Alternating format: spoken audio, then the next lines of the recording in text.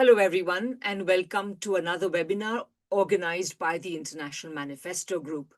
The IMG, as you know, is an international socialist and anti-imperialist group supporting the emergence of a multi- and pluripolar world. Our most important activity is holding these webinars about twice a month and informing audiences around the world on key developments that are shaping the struggle for a multipolar, peaceful, sustainable, and equal world. Please check us out at www.internationalmanifesto.org. My name is Radhika Desai. I'm convener of the International Manifesto Group, and I will be moderating this event. Our topic today is Cuba Defends Humanity. We must defend Cuba. In recent months, it's become increasingly clear that Cuba is in the crosshairs of the Trump administration's militarily enhanced strategy of hybrid war. After Venezuela and Iran for sure, but also after the bombing of many other countries in Trump's second presidency, which includes Syria, Iraq, Nigeria, Yemen, and Somalia, these new threats come on top of years of tightening the screws on Cuba. As most of you will know, in 2017, Trump overturned President Obama's Cuban thaw strategy, in which relations were normalized. In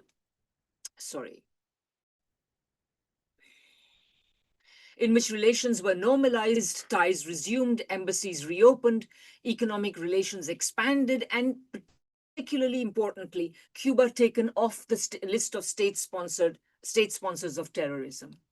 Trump reversed this policy, and Biden maintained the reversal after him. The new Trump administration, with Marco Rubio, a politician more committed to regime change in Cuba than any other, as Secretary of State, the pressure on Cuba has mounted. Now, oil, on which Cuba is heavily dependent, is being prevented from reaching Cuba. The Venezuelan operation earlier this year has taken out the source of 60% of Cuba's oil imports. Secondary sanctions are preventing Cuba's traditional oil suppliers from exporting oil to Cuba, and Cuba is being isolated in a variety of other ways as well. Trump has been threatening Cuba, demanding that it make a deal before it's too late, and floating the idea of a takeover of Cuba, friendly or otherwise. The result has been that President Diaz-Canel has stated that Cuba is in talks with the United States. Many fear that the United States is seeking a Venezuela solution for Cuba. And that the resistance of his little socialist republic to the massive neighbor to the north, ongoing for 65 years, may finally be at an end. And undoubtedly, Trump would be more than happy to go down in history as the president who had brought down the Cuban Revolution. All of these aspects make the current scenario extremely dismal. Are there any rays of hope in this scenario? Is it at all possible that the country that was for so long was a little socialist revolution that will finally be brought to its end? There is actually more hope than one might imagine.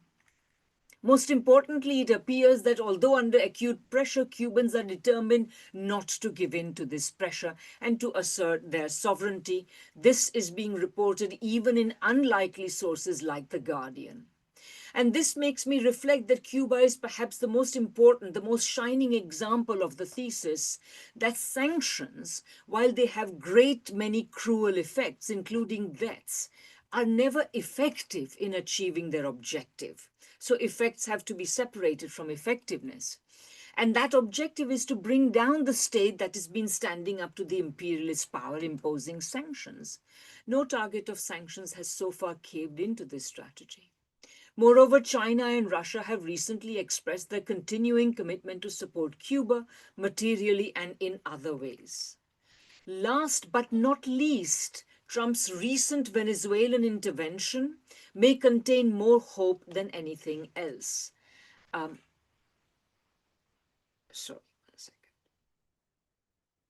it may contain more hope than anything else. When understanding what happened in Venezuela, it is very important to note that whatever one thinks of Trump's so called success in criminally kidnapping the president and first lady, this misadventure, this enterprise, fell considerably short of the desired objective of regime change. Indeed, even government change has not been achieved if one thinks about it, because the same government is in place. The only difference being that the vice president has taken over from a president who is currently unable to discharge his duties. The idea that Delcy Rodriguez is a US puppet is simply not credible. Though it is being put about that Venezuela's oil industry is at the mercy of the US, in reality, President Maduro has long indicated a willingness to talk with the United States about increasing cooperation in this sector, thanks to the long-standing supply chains that have connected Venezuela's particular sort of crude to US refining capacities. Moreover, whether US oil majors or even smaller US oil companies, other than fly-by-night operators, are actually willing and able to invest the hundreds of billions necessary to exploit the opportunities available in Venezuela is an open question, and signs are not good. Not only is US capital notorious for its reluctance to invest in any kind of productive activity, unless there are ironclad guarantees of colossal super profits, oil industry executives have already told Trump that without massive subsidies, Venezuela is uninvestable. And much as Trump would like to give them these subsidies, he's up against the United States' already great debt problem and narrow fiscal room. What's an imperial country to do when it has a senile capitalist class? Though we are told that Delcy Rodriguez has been threatened with a fate worse than Maduro and Flores to keep her doing the US's bidding, the simple fact that there is no alternative leader that the US can put in her place, who might command anywhere near the same degree of legitimacy, makes this questionable. This means that any power the US wields over Rodriguez is useless. It's like having a sieve as the only instrument for transferring water from one vessel to another. Further, given the legitimacy of the Bolivarian revolutionary process, any troops on the ground would incur costs many times the low level of tolerance for war deaths in the US would permit. People forget that Venezuelans are today an armed nation. Ultimately, therefore, the power of the people who are united in the defense of the Bolivarian process is what stays the United States' hand. It is this that has prevented the US from installing any sort of colonial administration, no matter how much Trump may delusionally dream of doing so. Such an arrangement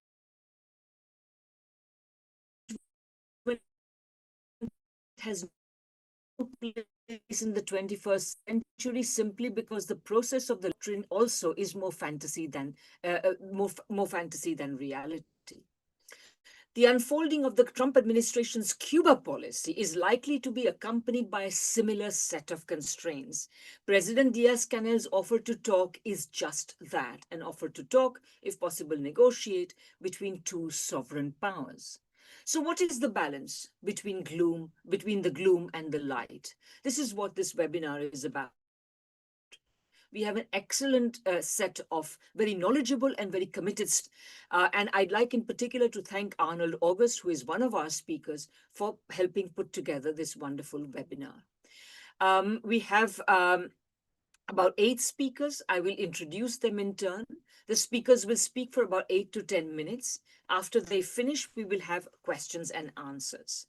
So let me introduce our first speaker, who is Her Excellency Ismara Varga Walters, the Ambassador of the Republic of Cuba to the United Kingdom of Great Britain and Northern Ireland.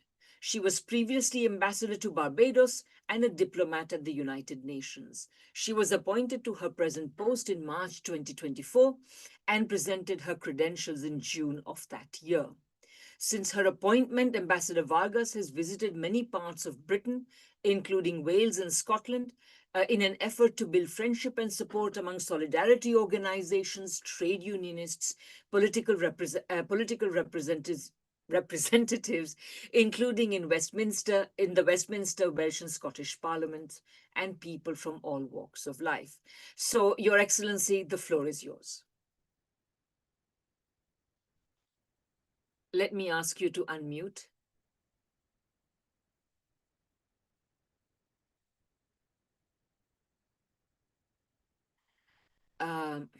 I'm asking you to unmute and... Is it okay now? Yes, perfect. Okay. Thank you.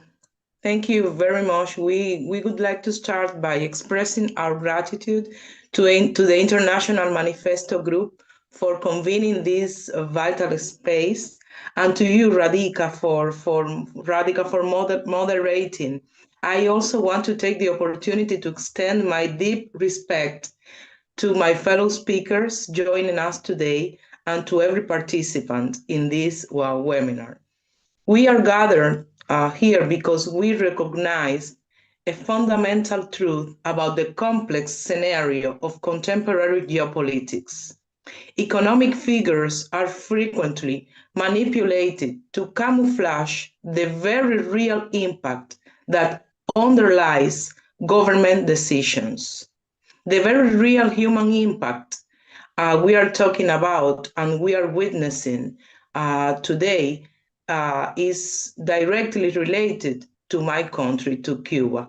We are witnessing a systematic effort to achieve dark political and economic objectives of domination, which consistently put human lives at severe risk. Today, the most irrefutable proof of this reality is the desperate and cruel toolkit being deployed by the government of the US against Cuba. We are not simply discussing a diplomatic disagreement. We are discussing policies that increasingly multiply the risk and direct threats to the very existence and survival of our people. For more than 6 decades, my country has endured an economic, commercial, and financial blockade, as you all know. But we must be very clear about the present moment. This historic policy has recently mutated into a phase that is qualitatively different and quantitatively far more aggressive and inhuman. We are no longer just facing a blockade, we are being subjected to deliberate energy asphyxiation under completely false pretexts. Let us speak candidly about the objective reality of this energy siege. For over 3 months, not a single ship carrying foreign fuel has entered our ports. What we face is a surgically designed systemic siege. Its explicit purpose is to engineer profound shortages capable of damaging and reversing the social development of the Cuban nation, the achievements of the Cuban Revolution. It is a calculated attempt to destroy the quality of life of our population for the sole purpose of political destabilization. The architects of this policy intended for our nation to collapse in the dark. They intended for our economy to shatter. They intended for our national health system, which relies absolutely on a continuous supply of electrical energy and a highly coordinated logistics network, to entirely cease functioning. The impact of this cruel policy of maximum pressure reveals itself with absolute cruelty in our most sensitive medical indicators. Currently, our national surgical waiting list stands at more than 96,000 patients. Of those waiting in uncertainty, more than 11,000 are children. Because of the severe energy restrictions engineered by the blockade, these numbers are climbing. We have more than 30,000 children facing delays in receiving their vital vaccinations. And we are not delaying these immunizations because we lack the vaccines. Those are sitting in our warehouses right now, but we simply cannot guarantee the cold chain to transport them safely. However, despite these staggering facts, the Cuban national health system is not collapsing. We have not been paralyzed. Instead, we are surviving this unprecedented total fuel blockade by executing a massive forced energy transition under fire. Today, we are keeping our country alive by generating our daytime electricity using our national crude oil and the aggressive integration of our solar parks. Our response has been a massive reorganization built on an unyielding foundation of resilience and the absolute optimization of every single resource we possess.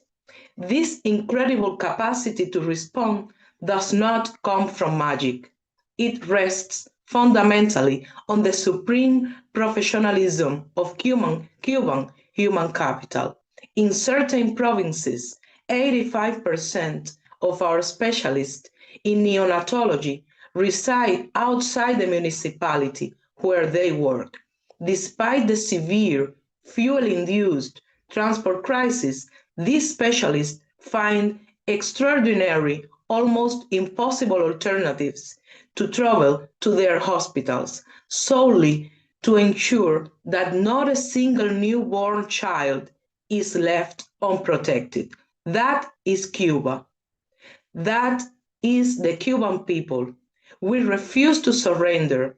Constantly, we continue to seek alternatives, solutions to the severe lack of resources. We are not merely enduring a siege. We are actively engineering our own survival and adapting our energy matrix to guarantee our future. Now, let us take a minute to examine the political mechanisms of this aggression. The unjust and entirely baseless inclusion of Cuba as a state sponsor of terrorism is a primary weapon. This designation is paired with the relentless persecution of commercial contracts that Cuba attempts to sign to acquire vital fuel. Washington points a finger at Havana and labels us a sponsor of terror. Yet, let us look at the empirical facts on the ground. Just days ago, as you are all aware, Cuban forces intercepted an armed infiltration originating from the shores of the US.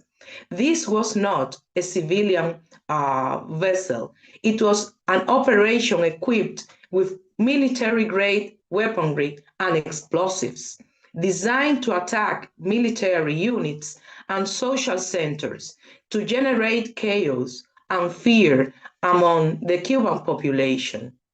And how did Cuba respond to an actual terror plot launched from American soil? We did not launch a reckless media war. We acted with the supreme responsibility of a sovereign state. We opened a criminal investigation, guaranteed full due process, and communicated directly with the US. We shared our intelligence. Furthermore, we are prepared to welcome experts from the FBI to our country soon to collaborate in dismantling this network. We ask the international community, which nation is acting responsibly to secure the peace of the region, and which nation is playing dangerous, hypocritical political games with arbitrary lists? The terrorist designation is not just an injustice. It is a demonstrably absurd fabrication that crumbles the moment it meets reality. Cuba, dear friends, is not isolated. And more importantly, Cuba is not passive, is not a passive victim waiting to be saved. In recent days, Cuban officials have sat at the negotiating table with representatives of the United States government. We engage because rationality dictates that neighbors must seek solutions to bilateral differences. We enter these dialogues with absolute clarity. We negotiate as equals. We demand respect for our political system, our sovereignty, and our absolute right to self-determination. We are identifying areas of cooperation to address shared threats, precisely because we are a nation that values regional security over historical grudges. This sovereign strength is also reflected in our domestic decisions. In a spirit of goodwill and in close coordination with the Vatican, the government of Cuba has decided to release 55 persons sentenced to prison in the coming days, coinciding with the religious celebrations of Holy Week. These individuals have served significant portions of their sentences and maintain good behavior. Let the world understand this clearly. This is not a concession to imperial pressure. It is a continuation of the humanitarian history of the Cuban Revolution. It is a sovereign decision made by a strong state capable of immense diplomatic and humanitarian grace. We act according to our principles. We act according to our laws and our historical ethics. The call we make today to the international community, to all of you watching in Britain, the US, Canada, anywhere, is not merely an ideological one. It is a profoundly humanitarian imperative. When energy fails, maintaining essential services becomes a monumental struggle. Our people are suffering the consequences of this fuel suffocating US policy like never before. But we are standing. We are generating power from our own earth and sun. We are intercepting threats. We are negotiating on the world stage. We are extending humanitarian grace. Faced with this reality, our demand to the international community is clear. We can demonstrate our solidarity by confronting the real, objective dimension of this criminal siege, and let us call it as it is. We do not, and we ask you not to just mourn our hardships. Champion our resilience. Stand beside us as we demand the immediate removal of Cuba from the fraudulent list of a state sponsor of terrorism, and also as we demand the lifting of the blockade unconditionally. It is an attack on life itself, and we are defending our humanity. We need you to stand up and help us defend Cuba, not because we are falling, but because we refuse to fall. Thank you. Thank you so much, Your Excellency. That was an absolutely moving, deeply moving, and very, very strong, I think, statement of the resilience of your revolution, of your people. And what can I say? And I think also an underlining of how Cuba is modeling ethical, lawful international conduct, even when it is against the onslaught of the most unlawful country in the world today.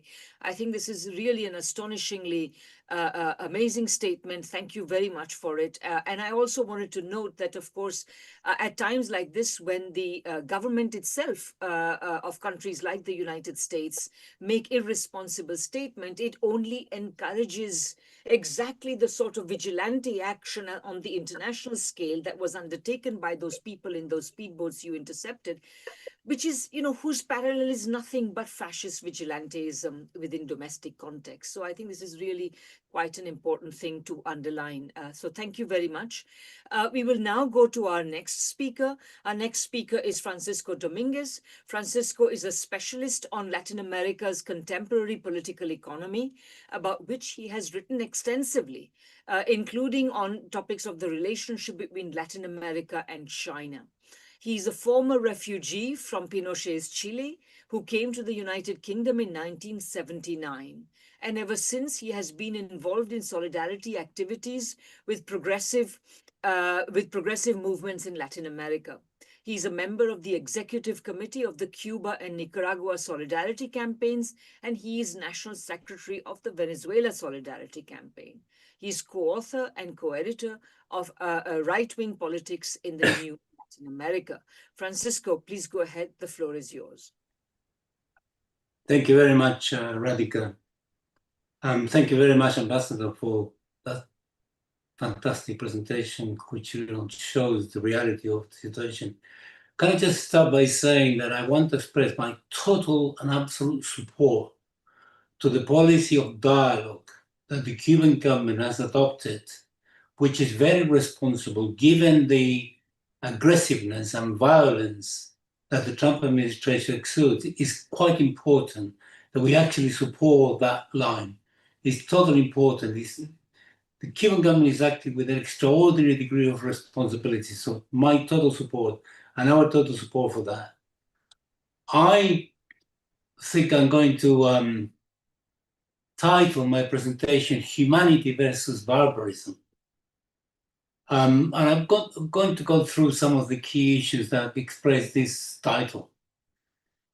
The first declaration of Havana, which was made in September 1960, proclaimed the following: the right of peasants to the land, of workers to the fruit of their work, of children to education, of the ill to medical and hospital attention, of youth to work, of students to free experimental and scientific education, of Black and Indigenous peoples to the full dignity of human beings, of women to civil, social and political equality, of the aged to a secure old age, of intellectuals, artists and scientists to fight with their work for a better world, and particularly the right of nations to their full sovereignty.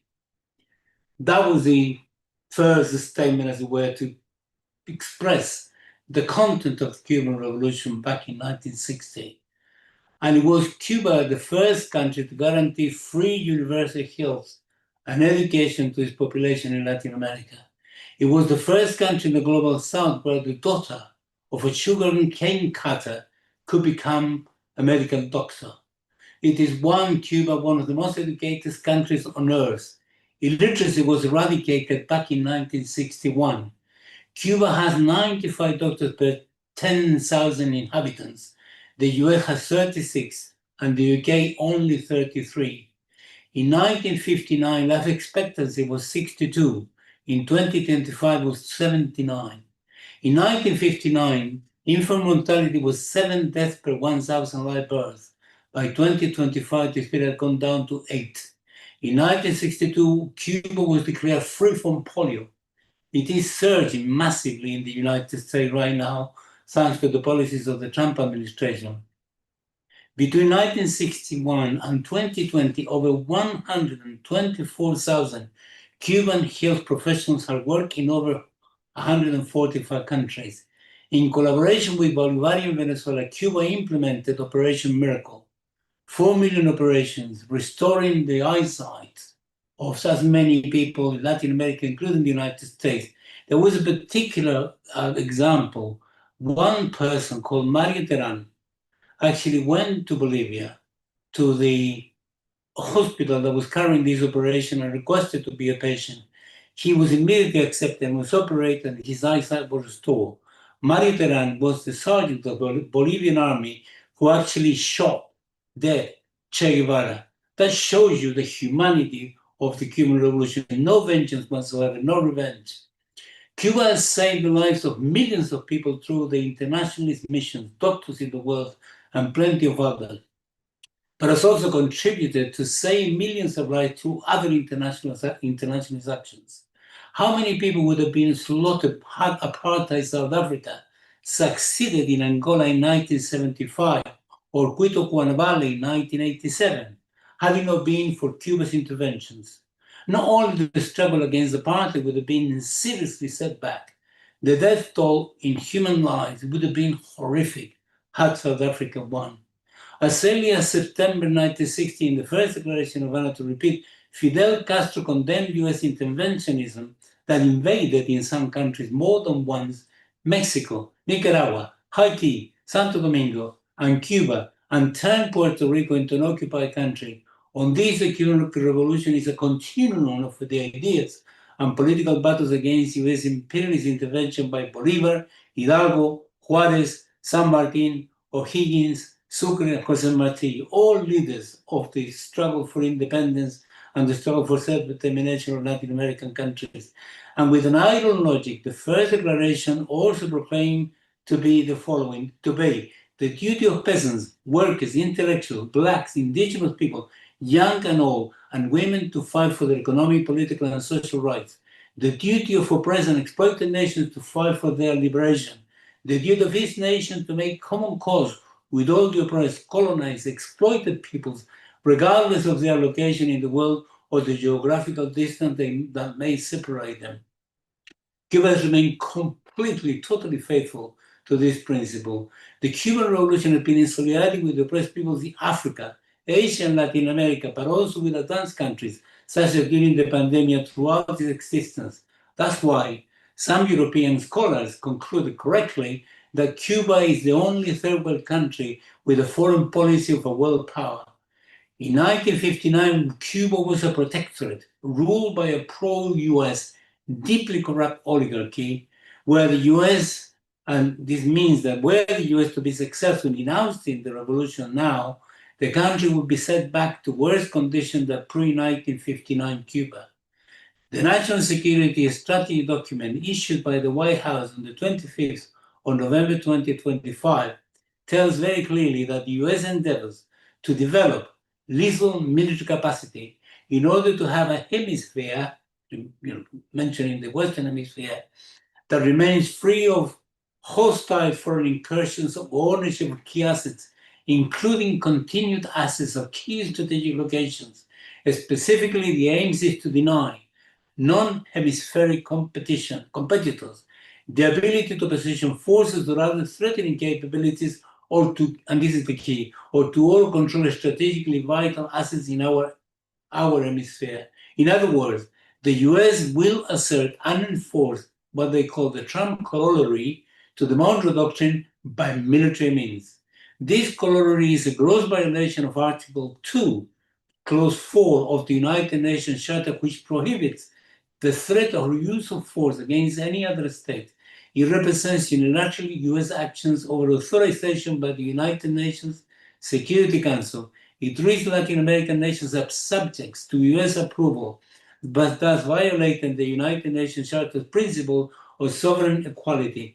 Its success, that is to say, the success of the National Security Strategy document, will turn the region nations into colony. We call upon Keir Starmer, the Prime Minister of the United Kingdom, to condemn this gross violation of international law by the United States.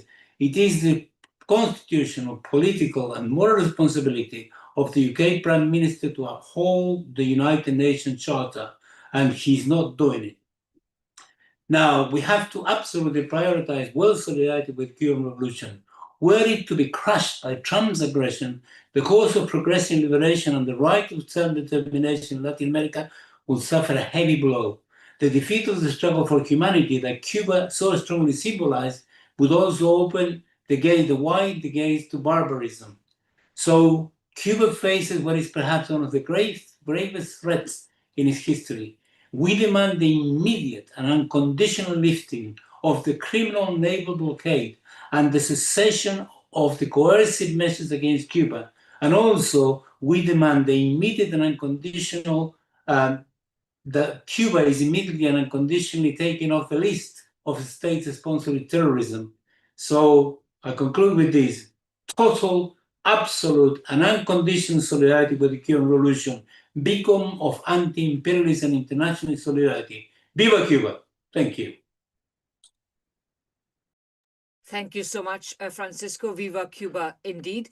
Thank you for underlining Cuba's long and very noble record of international solidarity, of international humanitarian work. And I think your title is absolutely apt. It is really a question of humanity versus barbarism. Thank you very much. Our next speaker is Cheryl Labache. Cheryl Labache is one of the 5 elected co-chairs of the National Network on Cuba in the United States. For more than 30 years, the NNOC has worked to unite, encourage, and build the movement to end the US war on the Cuban Revolution inside what Jose Marti called the belly of the imperial beast. Cheryl, please go ahead. Thank you so much for inviting us to participate in this excellent and timely. Will you be turning on your video? Okay, let me see if I can figure out how to do that. Here we go. Hang on. Are we? Yeah, you're still not visible. Okay, let me.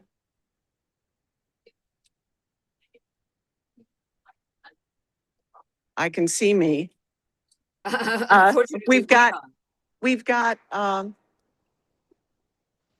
Yeah, good. I had. I'm on my phone, and I'm truly sorry if somebody can give me a little. How about? Just gonna telephone. I'll let them know. I'm just not sure how to turn it on. Well, here we go. Here we go. Here we go. I'm seeing video. Video. Here we go. Can you see me now? No, we still can't see you. Aye, aye, aye.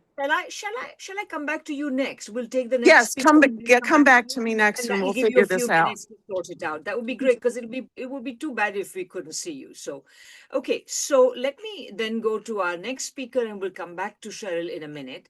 Our next speaker is Isaac Saney. Isaac Saney is a Black Studies and Cuba specialist at Dalhousie University in Canada and coordinator of the Black and African Diaspora Studies. His teaching and research focus is on Africa, the Caribbean, and the US civil rights movement, Cuba, and African-Canadian history. His publications include Cuba, A Revolution in Motion, that was published in 2004. That's a book. Another book, Africa's Children Return, Cuba, Africa, and Apartheid's End, that was published in 2023. Isaac is a member of the executive team of the Canadian Network on Cuba and is a longtime community activist and participant in the anti-war movement and the anti-racist struggle. And he passionately believes in the collective power of the people to transform the world in ways that bring forth equity, justice, and human dignity. And Isaac particularly wanted me to mention 2 initiatives. One is the parliamentary petition in Canada, Canadian parliamentary or the petition to the Canadian Parliament in support of Cuba, which is currently open for signatures, and I'll share the link in the chat in a minute. And the second is the Canadian Network on Cuba's Material Assistance Campaign, which is sending another shipping container of aid to Cuba. So with that, Isaac, please go ahead. The floor is yours. Yeah. Well, thank you so much for this opportunity to talk about a subject of which we are all very concerned. My talk is entitled, or my presentation, Cuba Must Not Fall, Imperialism, Resistance, and the Global Stakes of Defending the Cuban Revolution.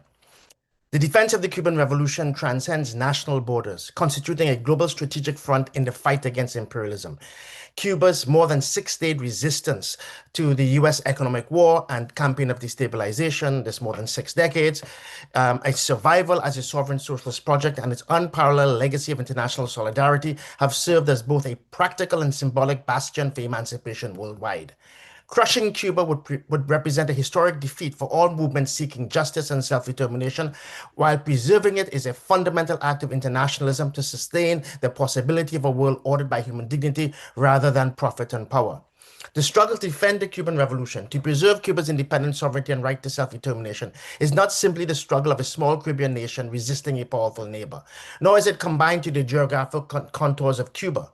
It is rather a struggle with profound and incalculable consequences for Latin America, the Caribbean, and the global fight for justice, human dignity, and the rights of people to live free from imperialist diktat.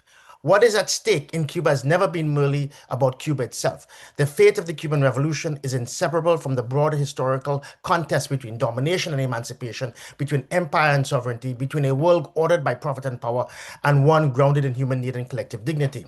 From its very inception, the Cuban Revolution represented a rupture in the global order of imperialism. In the Western Hemisphere, long treated by Washington as its private preserve, and as Francisco pointed out in his very powerful presentation, an attempt once again by the United States to reduce it simply to be an appendage, Cuba asserted the radical proposition that a small, formerly colonized country could chart its own path, control its own resources, and prioritize social justice over foreign capital.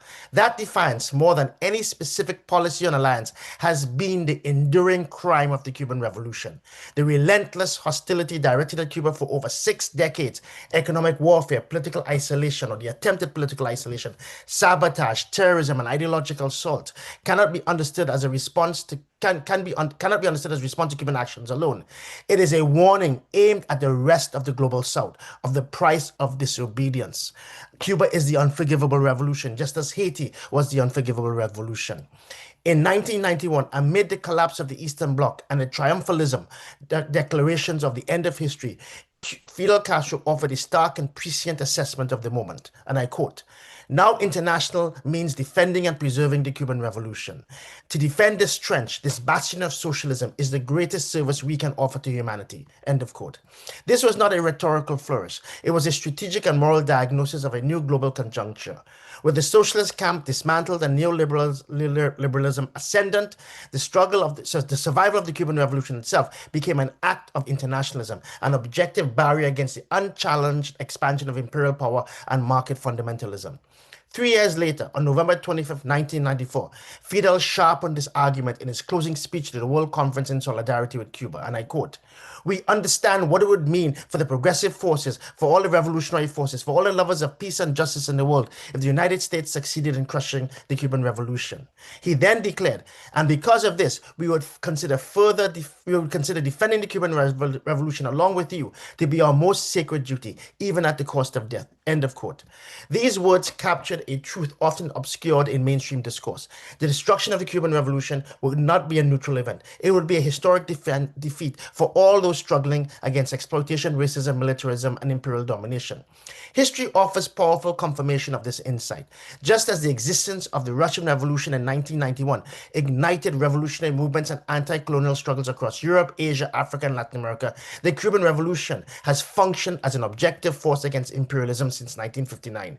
Its very survival has demonstrated that alternatives are possible, that the rule of capital and empire is not immutable. Even when materially constrained, besieged and isolated, Cuba's continued existence as a sovereign socialist project has exerted an influence far beyond its borders, shaping political imagination and sustaining hopes in moments of global retreat. But the Cuban Revolution has been more than a symbol. It has been an active, conscious agent in the ideological and political struggle against imperialism. Cuba has convened and hosted a remarkable array of conferences, symposia, and international gatherings that challenge the prevailing world economic and political order of neoliberalism. From solidarity meetings with national liberation movements, to forums of intellectuals and social movements, to initiatives linking struggles in the global South, Cuba has consistently worked to build what might be called unity of awareness and unity of consciousness, with the ultimate aim of unity in action. This work has been grounded in a vision of internationalism, not charity or paternalism, but a shared struggle. In Latin America and the Caribbean, the impact of this orientation has been especially profound. Cuba's steadfast resistance helped create the political and moral conditions for the resurgence of progressive governments in the early 21st century and the emergence of regional projects aimed at sovereignty and integration. Even when such efforts have faced setbacks, the Cuban example has remained a reference point, a reminder that dignity, social justice, and independence are not abstractions but lived possibilities, even under conditions of extreme pressure. Globally, Cuba's role has extended to concrete practices of solidarity to define the logic of empire. Its commitment to international medical cooperation, education, and disaster relief has offered a radically different model of global engagement, one rooted in human need rather than profit or geopolitical domination. And it bears underscoring that more than 600,000 Cubans have served in these medical internationalist missions. Besieged by the empire, the heroic island nation has made invaluable contributions to the well-being of the world's peoples, having established an unparalleled legacy of internationalism and humanitarianism. As pointed out, over 600,000 Cuban medical personnel have served in over 160 countries fighting disease. It is internationalist Cuba which selflessly dispatched thousands of medical personnel to dozens of countries across the world to fight disease, be it Ebola or be it COVID-19. More than 2,000 Cubans gave their lives in the struggle to liberate Africa from the scourge of colonialism and the racist apartheid South African state. As Nelson Mandela emphasized, quote, "The Cuban people hold a special place in the hearts of the people of Africa. The Cuban internationalists have made a contribution to African independence, freedom, and justice unparalleled for its principled and selfless character." End of quote. These practices underscore why the Cuban Revolution has been both a symbolic and concrete anchor in the struggle for a more just world. They reveal a politics in which ethics and power are not divorced, and which the value of a society is measured by its contribution to humanity, not by its accumulation of wealth. This is precisely why Cuba must not fall. This is precisely why we must stand with Cuba. The crushing of the Cuban Revolution would embolden imperial aggression everywhere. It would reinforce a doctrine that no country, however principled in its aspirations, can defy the dictates of global capital and survival. It would deepen cynicism and despair among oppressed peoples and movements struggling for emancipation, sending a chilling message that resistance is futile and alternatives are illusion. Conversely, the defense of Cuba affirms a different historical logic. It insists that sovereignty matters, that small nations have rights, that social justice is not a utopian dream, but a concrete political project worth defending and building. To stand with Cuba is not to romanticize its challenges or deny its contradictions. It is to recognize that the broader struggle for justice, peace, and human dignity is inseparable from the survival of one of its most enduring and defined embodiments, the Cuban Revolution. In this sense, defending Cuba remains, as Fidel insisted, an act of international in its most profound form. It is a defense not only of a country, but a principle that humanity has the right and the capacity to imagine and build a world beyond imperial domination. Cuba must not fall, it will not fall, because if it does, the loss will not be Cuba's alone. It will belong to all those who believe and dare to believe that another world is possible. And Cuba has demonstrated through its resilience over the more than 6 decades that another better world is possible. Long live the Cuban Revolution. Thank you so much, Isaac, for underlining the absolutely central importance of standing up in solidarity with Cuba. Cuba doesn't need saving from the rest of us, but I think Cuba does need and must have, if we are to prove our own humanity, our solidarity in its present struggle. Okay, I'm told that Cheryl's problem is now solved, and indeed it may have been on my side. Let me find Cheryl again and ask her to start her video and give us her speech. Here we go. Okay. Okay, here you are. Perfect. There I Fantastic. So Cheryl, this is Cheryl Labache from the National Network on Cuba, who I introduced previously. Cheryl, please go ahead. The floor is yours. Thank you so much for this invitation. One of the reasons I'm having technical difficulties is this weekend was the U.S.-Cuba International Normalization Conference in New York City, and we have a debate today about an action program for the coming year. The ambassador and previous speakers have really laid the groundwork for the necessity of action. And that actually is more what I would like to talk about.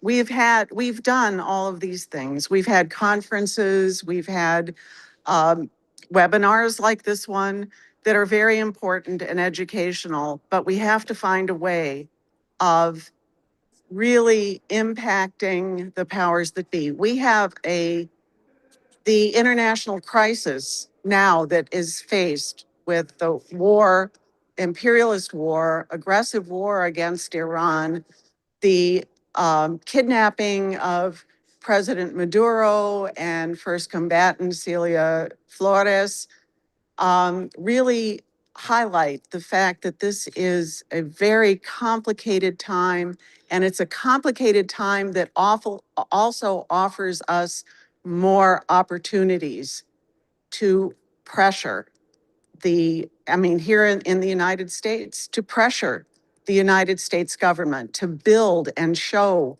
that the people of the United States do not support the blockade and strangling of Cuba. We have many opportunities to do that. But one thing I want to highlight, this is the 30th anniversary of the Helms-Burton bill. This is U.S. legislation that affects all of the countries where the other speakers are speaking from. It is an extraterritorial attack on all sovereignty. And there is an opportunity for struggle against the Helms-Burton Act internationally as well as domestically. We now have three bills before Congress, two about the War Powers Act to explicitly tell the United States government not to use military force against Cuba. And of course, we know that the blockade and the increasing maximum pressure on the Cuban people is what it has been the most powerful weapon, although we can't rule out, remembering the Bay of Pigs invasion, the anniversary of which is coming up next month, that the United States will use military force when all else fails. So there are these opportunities, and we're striving here in the National Network on Cuba to go beyond the usual, beyond write a letter to your congressman, this and that. It's not acceptable to us. We are using direct action now. We are asking representatives to make statements. In Michigan, we went to a public event. There was a congresswoman there. She was asked directly, will you make a statement? And she said she would. And we're going to follow up with her and hold her to that. We're going to go to the right wing, also the right wing representatives. We're not going to base it on friends in Congress. We're going to confront them as well and use that as a way of reaching out to their constituency and showing how Cuba intersects every issue that people in the United States are facing. That the cost of medical care, that these are things that the US government wants to impose back on Cuba and is destroying the Cuban government's ability to deliver. So the purpose, I am grateful that you asked us to be part of this, but what I want to do is urge more action, that we have to demand change. That is the only way. The Cubans are doing their part. They're resisting. We're helping them by material aid. There's a massive campaign for solar panels, for medical aid, really united, raising lots of money to achieve these for Cuba, working internationally with the solidarity movement in Mexico. But there is also the it started out as a flotilla, now it's a convoy. There's more than 200 people from the United States carrying material aid who are going to Cuba next weekend, and I'll be among them. It includes young videographers, social media activists. It includes people who are luminaries in the movement, and it unites the Palestinian struggle against genocide with the struggle to defend Cuba, to fight against the siege. And that's really what's happening here in the United States, and why an example of how we're committed. And we have initiated, today is the end of the week of action against the blockade in defense of Cuba. We've had more than 50 locations record their events all across the United States. This doesn't get good coverage, and so I'm glad to be able to tell people from around the world that from Maine to Oregon, from Wisconsin and Minnesota to Florida, we had events all over Florida. There are young Cubans who are working together, who are attending the flotilla. I think there's more than 15 young Cuban Americans who are going to defend Cuba. So the movement in the United States is growing, is becoming more aggressive, is looking at legal ways, not only having resolutions, but using resolutions to tell our elected officials that we will not accept this and to get them to defend Cuba along with us. So we're building the movement here. Thank you very much. Thank you so much, Cheryl. I think that was really informative and very important. I just wanted to say two quick things. Number one, I think it's your emphasis on the practical solidarity is of course very important. And number two, I was very and of course you're doing it from, as you said, from inside the belly of the beast. And then number two, I think it's really fascinating how the more the United States gets more and more aggressive and desperate, the more the traditional positions of various communities vis-a-vis, say, Jewish people towards Israel, etc., and young Cubans in Florida towards Cuba are changing. And I think the more unreasonable the United States, more unreasonably it acts, the more this tendency will continue. So congratulations on mobilizing these people. Thank you so much. We'll now go to our next speaker, Professor Julio Fonseca. Julio is co-chair of the Canadian Network on Cuba. What's happening here? Sorry. Okay, Julio is co-chair of the Canadian Network on Cuba, president of the Association of Cubans in Toronto, professor in the Department of Languages, Linguistics and Literatures at York University in Toronto, where he teaches Spanish language and culture and ESL. He is an active liaison between the Latin American community and York University.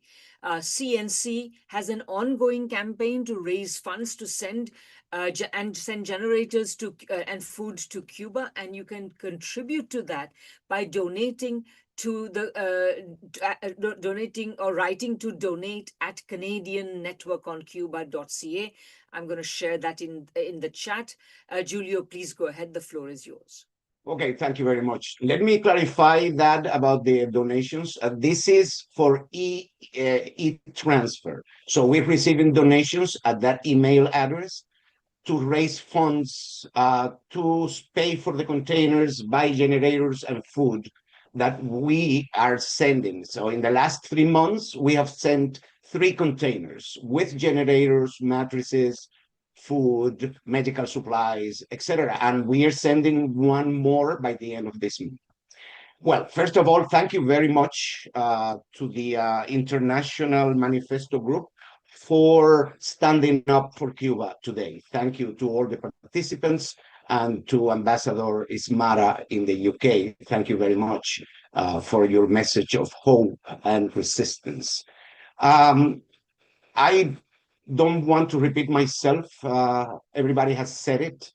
Cuba right now is under a very dire situation, which is, and the sad part of this is that it is induced. And we all know, and Cubans know exactly why are they going through these difficult moments. Shortages, transportation being deteriorated, hospitals, again, all these surgeries were more than 11,000 children.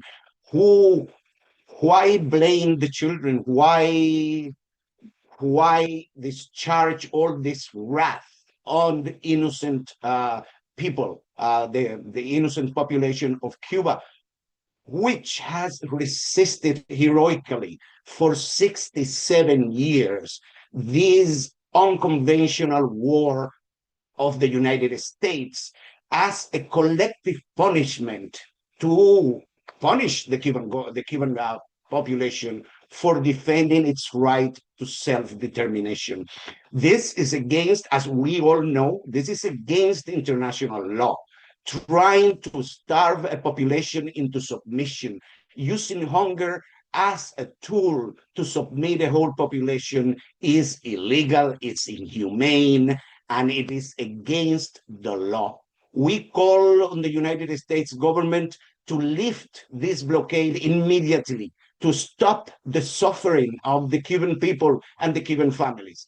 It is time, as they have done, to recognize that, as Cuba has asked repeatedly in the past, negotiations and dialogue are the only way to find a common path for both countries, regardless of the ideological differences, etc., but respecting Cuba's sovereignty and dignity.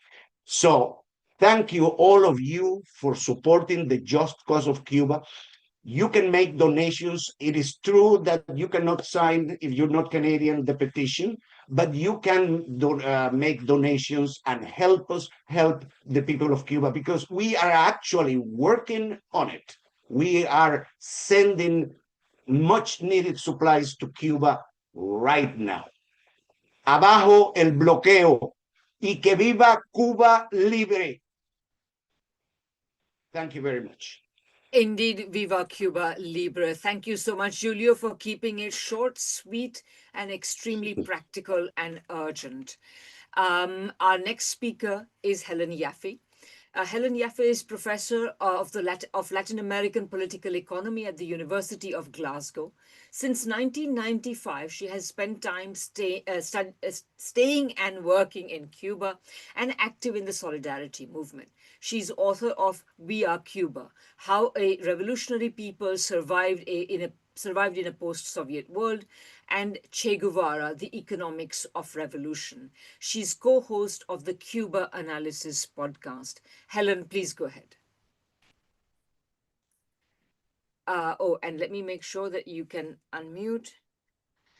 Helen, okay, sorry, asked to unmute. I have asked you to unmute. That should yeah, I've done it. You'd think all these years of teaching during COVID on Zoom, you would remember about these things. First of all, thank you so much for the invitation, and it's great to be here with some fantastic, well, all fantastic speakers, and to see so many other people here. It is the time to talk about the need to defend Cuba. Let me start my stopwatch so I don't talk too long. I didn't prepare anything. I was, thinking I'll just ad lib. I'll see what other speakers have said. It's now quite difficult because the speakers have said so many important things. So where do I start? Well, I'm going to start with Fidel Castro. Why not? We all start with Fidel Castro. In 1961, Fidel Castro said, what they will never forgive us, what the imperialists will never forgive us for, is building a socialist revolution right under their noses. And Fidel Castro died nearly 10 years ago. And there is a thing in history about revolutionaries and other radical leaders who, after their deaths, seem to become more palatable, or they become more co-optable or respectable in the system. And I think we could probably all agree that that is the opposite of the case with Fidel Castro. So in August, in Cuba and globally, people will be marking the 100th anniversary of Fidel Castro's birth, and in November, the 10th anniversary of his death. And, it's an extraordinary thing, because if you go back and read the speeches of Fidel Castro, so much of what he says is, in fact, perhaps more relevant today than it was even when he said it. So, I think this is the They'll never forgive Cuba for building socialism, but it's more than that. It's an understanding between the link. You know, people have in the meeting, previous speakers have talked about sovereignty and self-determination. And if we build in socialism, I think really here, the role that Cuba has had historically is to understand the true nature of imperialism and how it divides the world and exploits the world. And that is kind of like the axis that links all of the themes here, because the Cubans understood that political independence meant nothing if they didn't have real sovereignty, which meant control over their own resources. That's been such a key. So, you know, you can have seemingly radical revolutionary processes or governments, but if they expose their environments and their populations, their workforces to exploitation by imperialist multinationals, then that's not true sovereignty. And the Cubans have understood that. And it's that symbol that they represent. They've also understood that the fight against imperialism is not just a military fight. It's not just about military forces. It is also a fight against underdevelopment. You know, that the poverty that is seen globally, the fact that a child dies, you know, every 2 to 3 seconds, these are also the result of imperialism. It's not just the military bases, it's not just the United States control over the international financial system. And that is a big thing, which we have to point out. And I'll probably, if I remember, because I'm totally ad-libbing, get back to that point. But, you know, the fact that the Cubans were always as ready to send soldiers to fight in support of national liberation struggles, to defend newly independent governments, to fight against the racist apartheid regime of South Africa. They were as ready to send soldiers to fight imperialism as they were then to send doctors, and usually they sent both to the same places throughout. So after the 1990s, it's been healthcare professionals. And on that note, you know, this is the threat that Cuba brings as a socialist country, right? The United States, as the biggest proponent or sort of the leading economic imperialist power, and the biggest proponent of the myth of neoliberalism, the ideology of neoliberalism, of capitalism, right? That the only way to provide populations with stuff is by rationing it through the market mechanism. So you know what? If you don't work hard, you can't afford healthcare or housing or education. And the Cuban example is so powerful in undermining that. So on the one hand, you know, when we see that Trump says Cuba is the greatest, it is now a threat to the, he declares it's a threat to the national security and foreign policy of the United States. And obviously on a military level or an economic level, that's absolute rubbish. And the only way we can understand that, having any hint of truth, is on the political and ideological level. Because when in the United States, people are told they don't have access to healthcare, the Cubans not only have created the one of the most, probably the most a wonderful public healthcare service, certainly in the underdeveloped world, with more doctors per person than anywhere in the world, with 3 times more than the United States and UK ratio.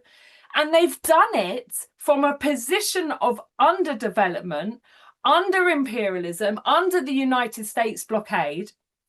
And they've done it practically within 1 generation. So by 1980, Cuba already had you know, as human development indicators equal to the advanced capitalist countries, the imperialist countries, within 1 generation. Now, what a threat that is to capitalism and imperialism, to say, actually, you know, you can rise up a ragtag rebel army, you can seize state power, and you can reorganize your resources despite the dependence that Cuba had on the United States in every way, the control over the economy, politics, society, and you can break the chains of underdevelopment. And within a generation, certainly within 2, you can have the highest ratio of doctors per person. But more than that, you can then have so many doctors, you'll send them overseas.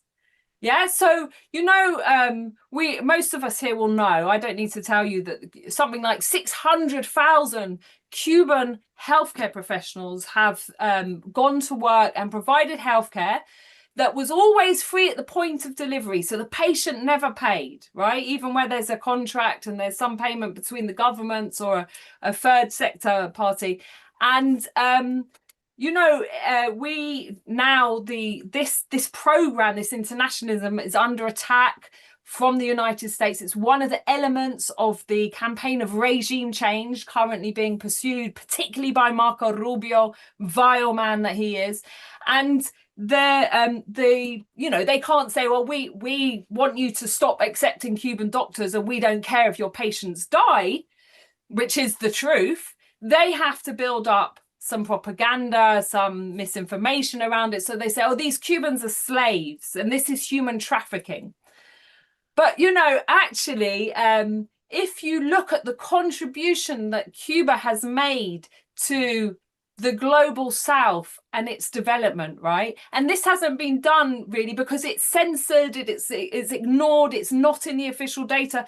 But Henry Morales, a Guatemalan researcher, looked at the contribution Cuba made in terms of medics, consultations, operations, surgery, and so on, and showed that just between 1999 and 2015, Cuba was dedicating 6.6% of its GDP equivalent in overseas development aid, and that compares with 0.17% from the United States and only slightly higher in the European Union. So these are, you know, these facts that Cuba could do this small island nation, you know, that was always, because of its geostrategic location, always a victim of struggle between the great powers, the colonial powers, the imperialist powers, but they have managed to do that. And we must defend Cuba because of that example,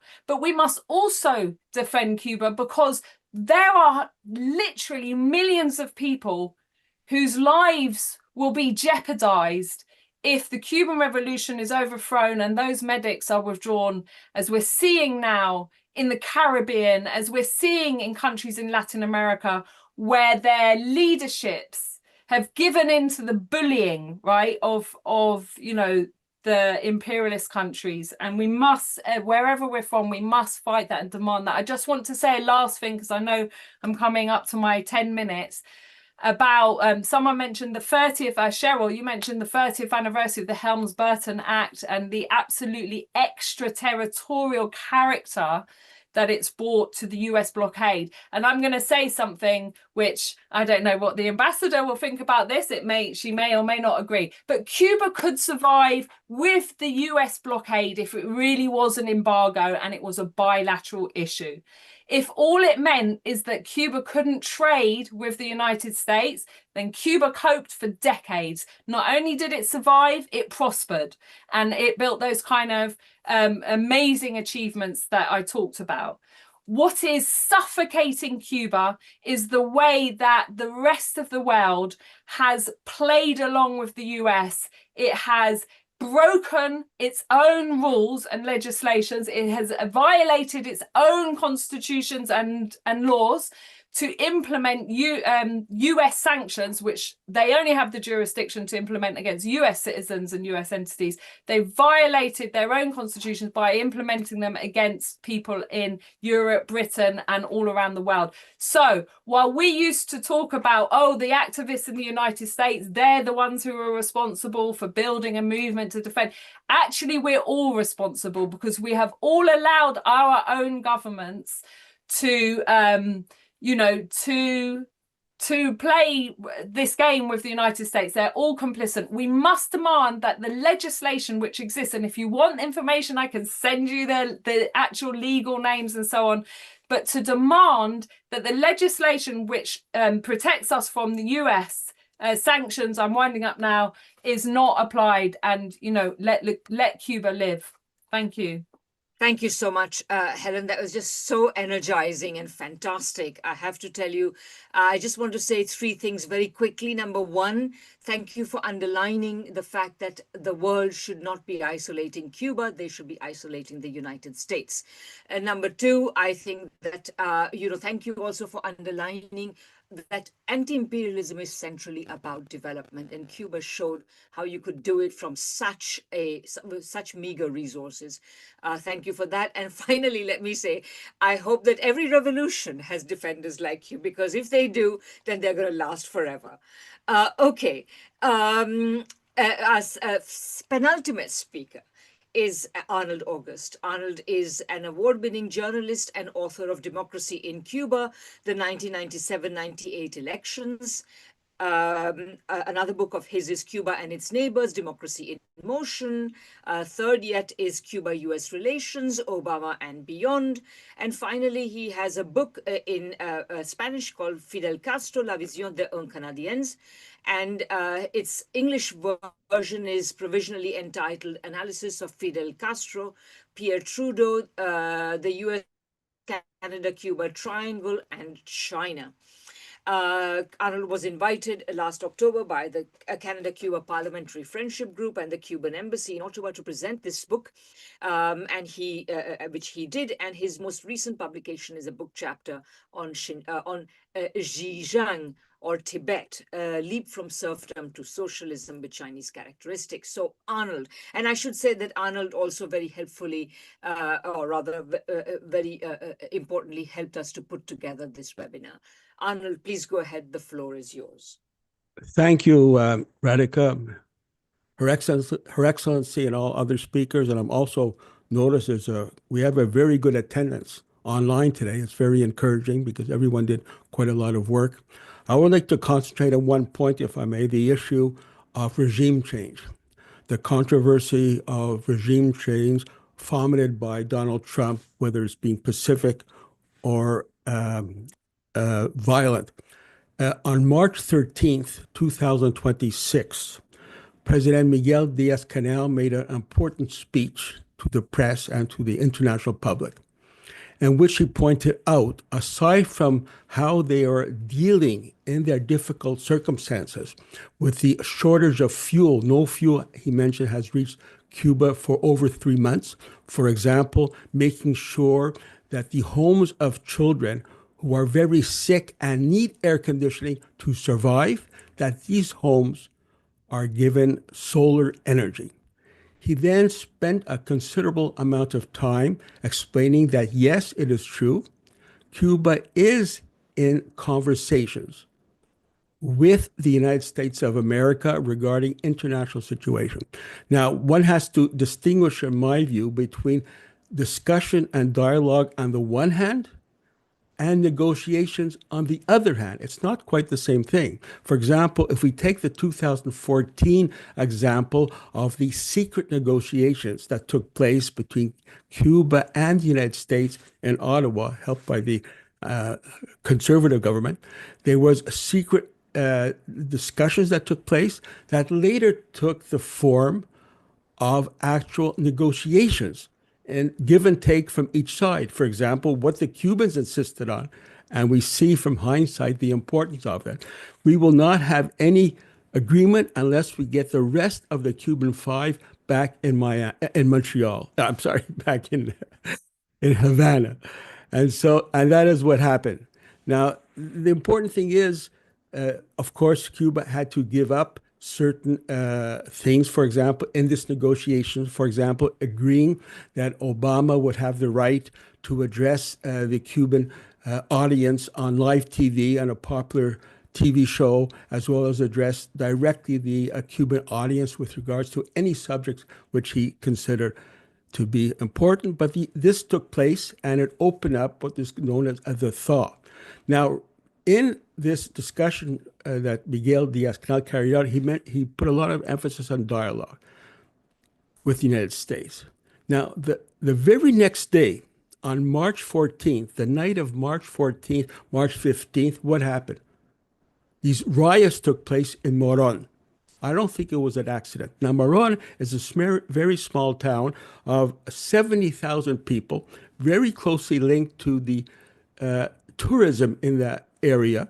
And as everyone knows, where there's tourism, there's a very small number of individuals, say 1% of the society, to give a ballpark figure, who detach themselves from the socialist system and socialist values and become lumpen. Those were the people who were involved in this disturbance that took place, but not at the beginning.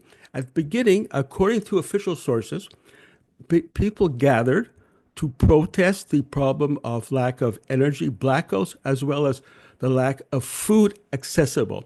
And discussions were taking place between these protesters and the authorities. Everything was going well. People went home. However, this small group of lumpens stayed behind, and what they did is they attacked the building, local building of the Communist Party of Cuba in Moron. They went into it, threw out papers and furniture, and burnt it. And in the course of that, one of the people involved in that, a 16-year-old kid, fell accidentally while doing it. Now, a whole major international lie was carried out that he was shot upon by the Cuban police. This is false. Please, people should know it's false. Cuban police did have guns. They did fire in the air in order to calm things down. He fell on his own accord and was injured as a result of that. And the proof of that is that his own comrades brought him to the hospital, and his mother was allowed to visit him. So please, we cannot fall in this thing that is going on now, that this individual was injured by the Cuban police. Now, what happened right after that incident? All of the most important institutions in Cuba came out to say the same thing. The Communist Party of Cuba, the local Communist Party in Moron, Miguel Díaz-Canel himself, Bruno Rodriguez, they all said this: we are for discussion. We understand people are dissatisfied. It's normal. We are for discussion with the people to take into their accounts their concerns, but we draw a line. There can be no violence against institutions. And in addition to the party headquarters, they also attack a clinic. This is not acceptable. Now, this is basically what was said. However, the media went out of their way to make sure that this gets all over the. Now, what was the first media source or social media force to amplify with photographs the lie that there was a shooting taking place, someone was injured, and that was a protest against the government of Cuba? First one was a social media, a lie with the Mossad, which is the Israeli Secret Service.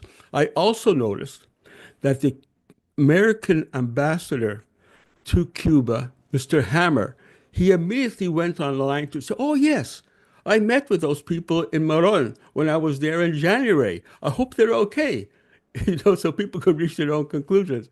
And the point is that this is the actual thing, this is what happened there, and we should be aware about this false information regarding the incident of Moron. It was definitely, in my view, geared to stop or hinder the move to have negotiations or talks take place between the Cubans and the Americans. Even the mainstream media were favorable to this issue of talks taking place. The CNN, the USA Today, and others, they say, yes, it's good that these talks are taking place. Now, I think that it's important to mention that while this is going on, talks are taking place. We did not hear anything about the Moron incident, which was all over the social media, from Donald Trump or Marco Rubio. Is this strange? I don't think so. I think whoever did this, their timing was off, because I think Trump and Marco Rubio, Trump especially, despite themselves, they have a major issue in Iran. As this is going on, he's trying to get an international coalition to try to have safe passage for oil tankers through the Strait of Hormuz. So Cuba is not on their mind. They did not mention it at all. People can correct me if I'm wrong, up till today. So I think that this is the important thing. I think the most important thing that I would like to headline is that the other I like to just underline what Francisco said. We have to support the dialogue, the discussions that are taking place, and not get sidelined by anything secondarily. For example, the CNN just today, just before we went online, issued a statement, said that they noticed that the grandson of Raul Castro was in the room when President Miguel Diaz-Canel gave his talk, implying all kinds of things. But we should not get caught up. I could discuss it in a question and answer period, but we should not get caught up in that. I think the most important thing is that we, from outside Cuba, we have to support this whole orientation of dialogue and discussion between both sides. And if it gets anywhere, if they reach an agreement on what to discuss, that negotiations take place so that the pressure on Cuba, which is incalculable, terrible, be eased and Cuba be able to live freely as they have decided since 1959. Thank you. Thank you so much, Arnold. Really great. Some very important reflections on the way Cuba is treated and the wide base of support for treating Cuba, not dealing with Cuba, not militarily, but through dialogue and respect. Thank you so much. Our final speaker is Dan Kovalic. Dan is a U.S.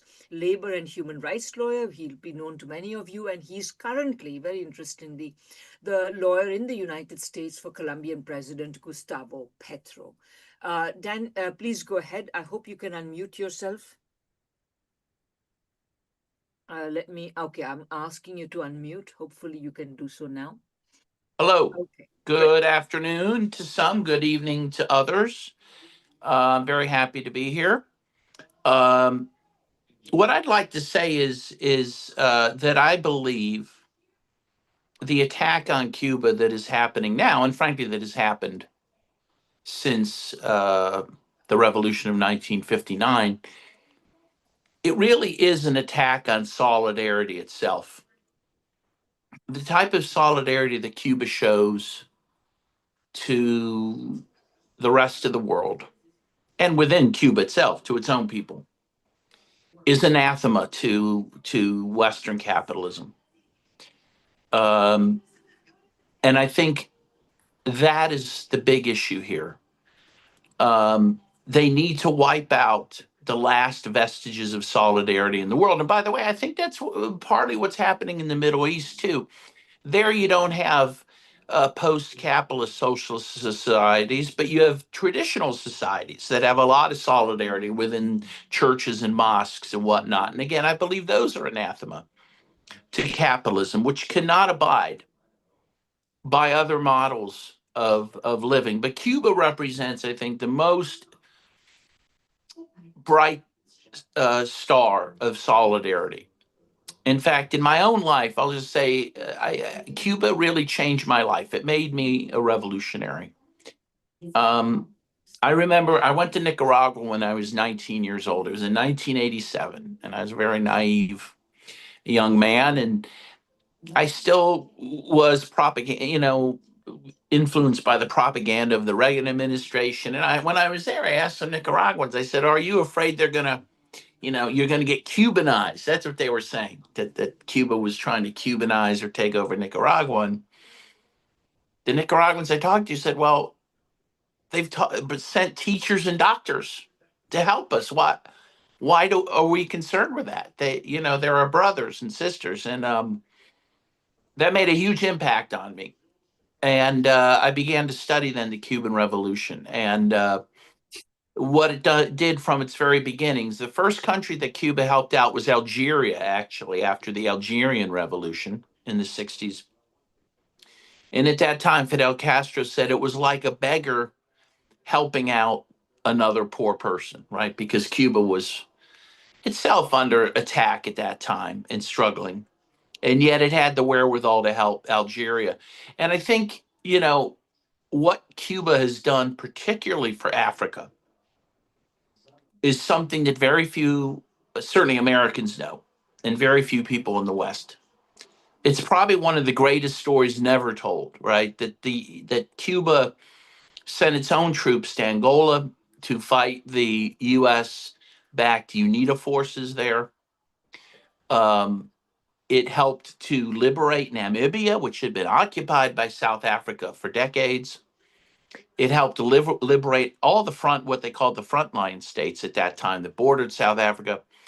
And as Nelson Mandela pointed out, the defeat of the South African military that Cuba inflicted was a very inspiring act to the ANC and other anti-apartheid groups in South Africa, and it was very demoralizing to the South African military. It helped bring the South African government to the bargaining table and helped ultimately end apartheid in South Africa. And that's why the first person who Mandela visited after he was freed was Fidel Castro in Havana. And again, that is a story of solidarity. People talk about humanitarian interventionism, right? It rarely is intervention humanitarian. But in that case, it really was. And of course, as other people mentioned before me in this webinar, Cuba is sending doctors to scores of countries around the world.